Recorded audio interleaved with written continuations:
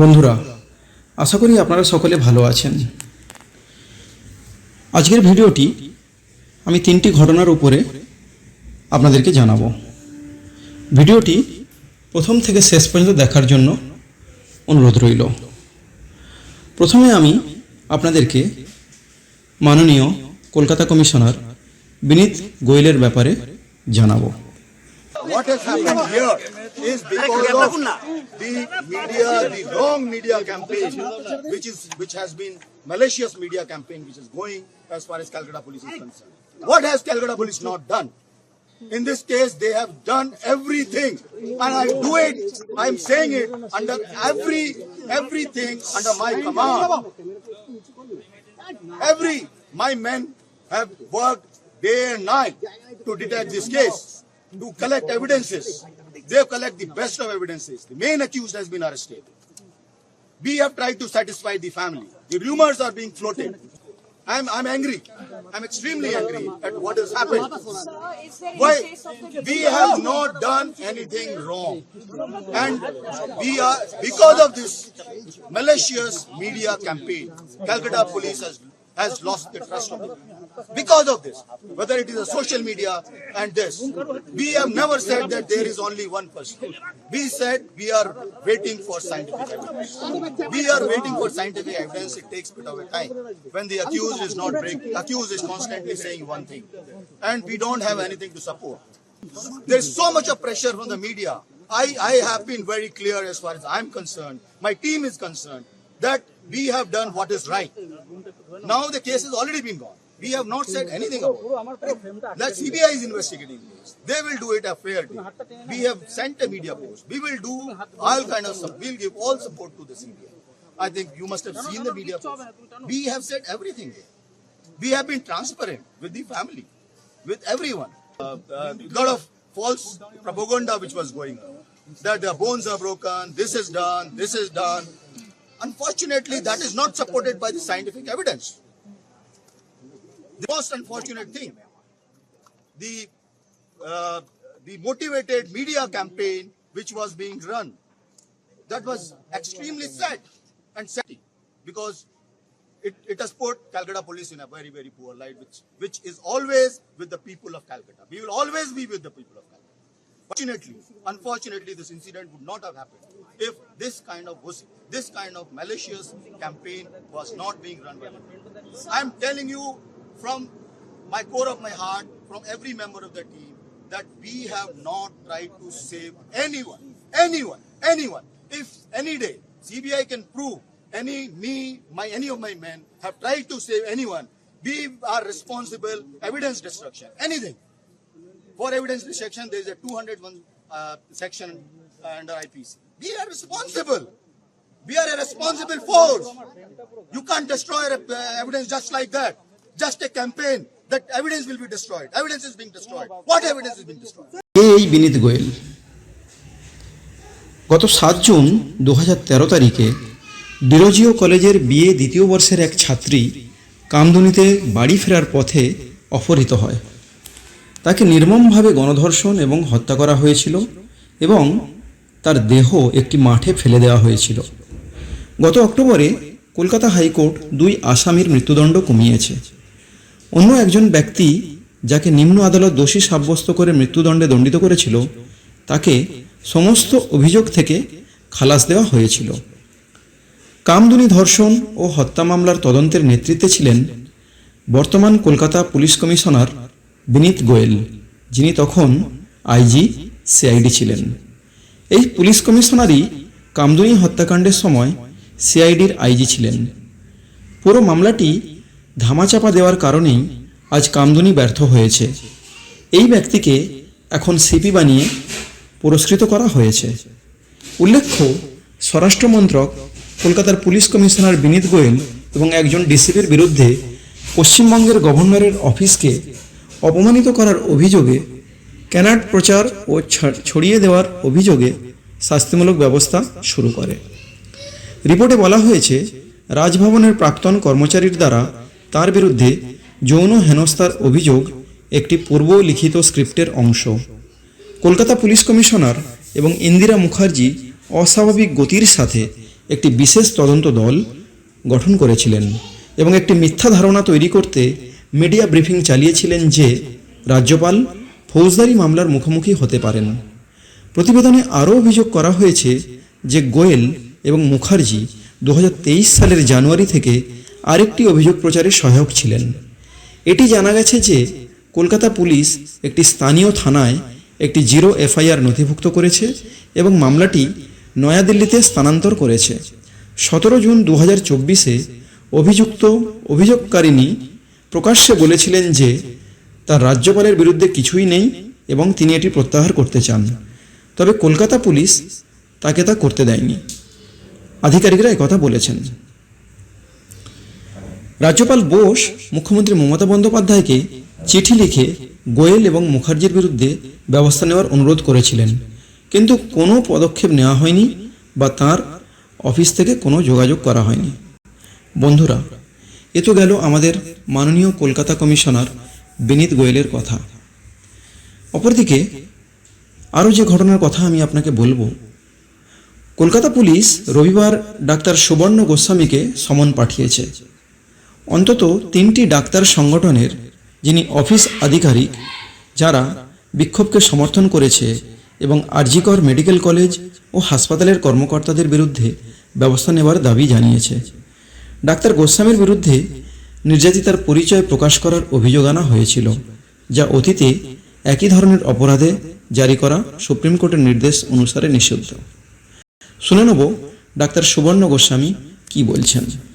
প্রথম কথা হচ্ছে যে আরজিকর মেডিকেল কলেজের পরিবেশ এই সন্দীপ ঘোষের প্রিন্সিপাল থাকার পরেই হচ্ছে যে আমি নিজে আরজিকরের প্রাক্তন ছাত্র, তো হচ্ছে আমরা কলেজের সাথে টুকটাক যে যোগাযোগ থাকে অল্প বিস্তর, তাতেই আমাদের কানে আসছিল যে নানান ধরনের অনিয়ম তিনি এক ধরনের গুন্ডা বাহিনী তৈরি করছেন, কয়েকজন হচ্ছে যে পেটুয়া ছাত্র তাদেরকে নিয়ে, এবং হচ্ছে যে নানান অনাচার তিনি চালাচ্ছেন, দুষ্ট চক্র একটা চালাচ্ছেন, নানা রকমের তারা অনিয়ম করছে, নানান ধরনের বেনিয়ম এবং হচ্ছে যে দুর্নীতি, খারাপ কাজ যত রকমের হতে পারে।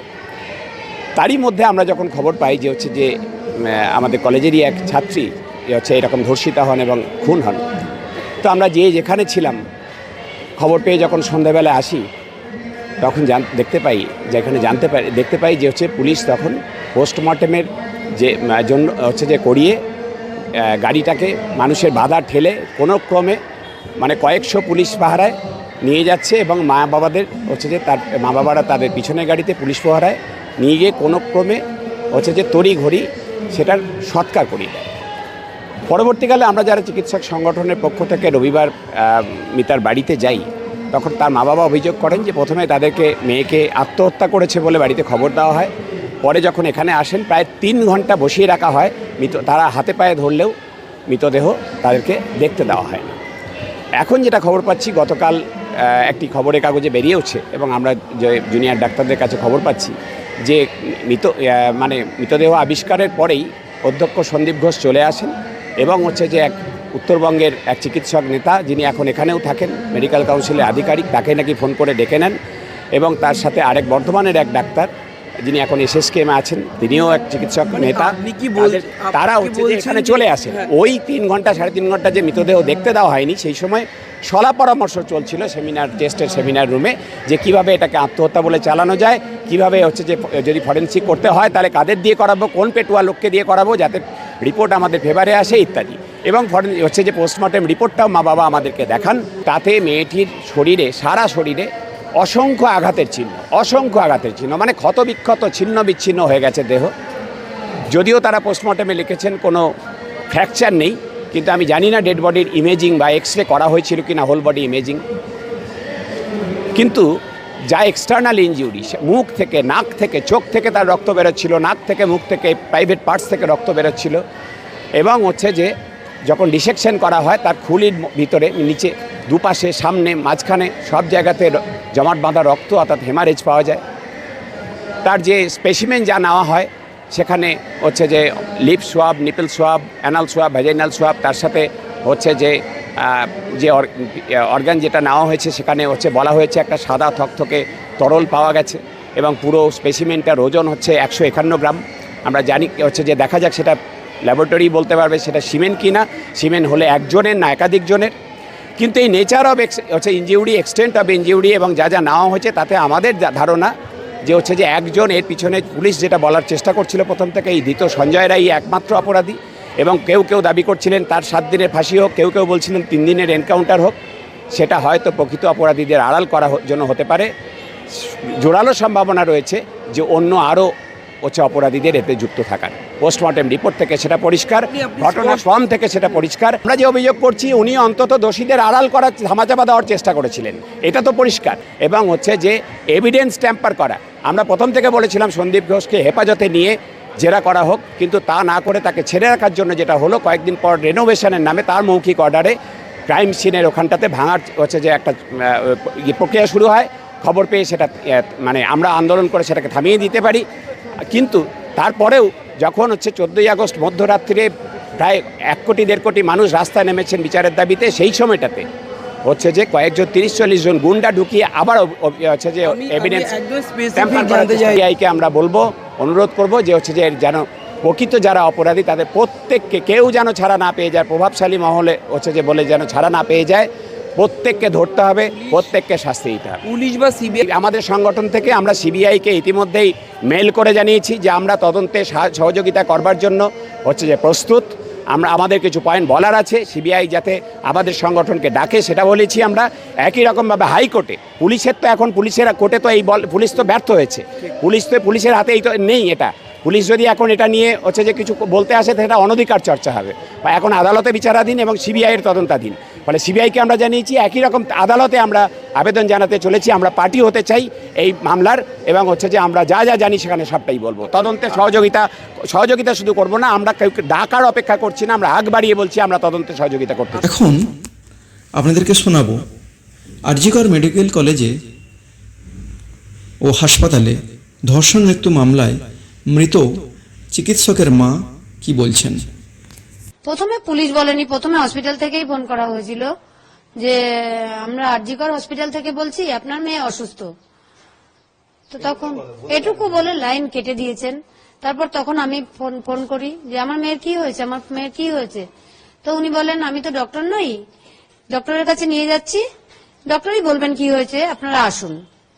তখন আমরা এসে আমাদের ড্রাইভারকে নিয়ে যখন যাচ্ছি তখন উনি বললেন, আবার ফোন করলাম, তখন উনি বললেন আপনারা কি আসছেন, আমি মানে উনি কে ছিলেন, আমি অ্যাসিস্ট্যান্ট সুপার বলছি, আপনার মেয়ে সুইসাইড করেছে। বৃহস্পতিবার ডিউটি গেছে, শুক্রবার 10:53 তখন ফোন আসে প্রথম। আমরা সাথে সাথেই পৌঁছেছি, গাড়ি নিয়ে যতটা টাইম লাগে। তারপর আমাদের বসিয়ে রেখেছে, দেখতে দেয়নি। তারপর ডিপার্টমেন্টে বসে রয়েছি, 3টের সময় আমাদের দেখতে দিয়েছে। প্যান্ট ট্যান্ট গুলো সব খোলা ফেলা ছিল, গায়ে শুধু একটা জামা ছিল, চাদর দিয়ে মোড়ানো ছিল, হাতটা এরকম ভাঙা ছিল, এখানে চোখ দিয়ে রক্ত পড়ছিল, মুখ দিয়ে রক্ত পড়ছিল। আমি বলেছি আমার মেয়ের এই অবস্থা দেখে কেউ বলবে না সুইসাইড করেছে, মানে তাকে দেখলেই বোঝা যাচ্ছে কেউ তাকে খুন করে ফেলেছে। তখন তো আমি বলেছি আমার মেয়েটাকে অনেক কষ্ট করে ডাক্তার বানিয়েছিলাম, এরা আমার মেয়েকে খুন করে ফেলেছে। আমার পুরো ডিপার্টমেন্ট মনে হচ্ছে দায়ী এর জন্য, ভিতরের লোক বলতে আমি পুরো ডিপার্টমেন্টকেই বলছি। আমার তো সবই চলে গেছে, কিছুই হারানোর নেই, সব হারিয়ে ফেলেছি, এখন আশা নিয়েই বাঁচবো। উনি আমাদের সঙ্গে কোনো সহযোগিতা করেননি, বরং কেসটা পুরো যাতে তাড়াতাড়ি করে মিটিয়ে দেওয়া যায় সেই চেষ্টাই করছিলেন। যেরকম তাড়াতাড়ি পোস্টমর্টম হয়ে যাবে, তাড়াতাড়ি বডি নিয়ে পুড়িয়ে দেবেন, এরকম চেষ্টা। বাড়ি যাব, সবকিছু ঠিক হবে, দোষীদের তাড়াতাড়ি ধরে ফেলবো। কিছুই তো দেখতে পেলাম না যে এখনো পর্যন্ত কেউ ধরা পড়লো, কোনো ক্লু পেল। একজন ধরা পড়েছে, ওকে তো আমি মনেই করছি না, ও ভেতরের লোক না থাকলে বাইরের ও কি করে জানলো আমার মেয়ে ওখানে আছে। এখন আমাদের সিএম যাতে প্রতিবাদটা বন্ধ করার চেষ্টা করছেন আমার মনে হচ্ছে। আজকে 144 ধারা জারি করে দিয়েছেন এখানে, যাতে মানুষ প্রতিবাদ করতে না পারে।